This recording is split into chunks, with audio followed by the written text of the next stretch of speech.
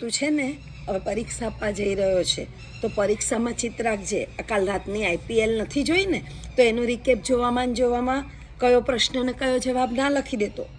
અરે સાચવીને લઈ જજે, પાછું હાથમાંથી પડી ના જાય ફોન પપ્પાને આપતા સુધી. આ તમને આજે કીધું છે ને તો સાંજે પાણીપુરીની પૂરી લઈને આવજો, નહીં તો ઘરે ચણા બટાકા બાફ્યા અને પૂરી વગર રામ રામ. શું આપણે આ રીતે વાત કરીએ છીએ? રોંગ છે.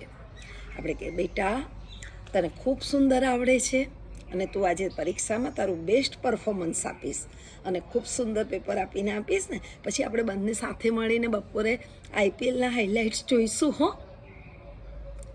જો આ ફોન છે ને એ તું પપ્પાને ઉપર આપી આવ.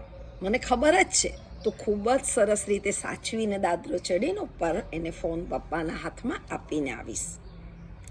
હા, હું એમ કહું છું કે સાંજે પૂરી લેતા આવજો. તમે પૂરી લેતા આવશો ને એટલે આપણે બધા સાથે બેસી અને પાણીપુરી ખાઈશું. વાત એ રીતે પણ કરાય અને વાત આ રીતે પણ કરાય, પણ આ રીતે વાત કરવામાં એમની અને આપણી મેન્ટલ હેલ્થ આપણે સાચવીએ છીએ તો આપણે એકબીજાની મેન્ટલ હેલ્થ સાચવીએ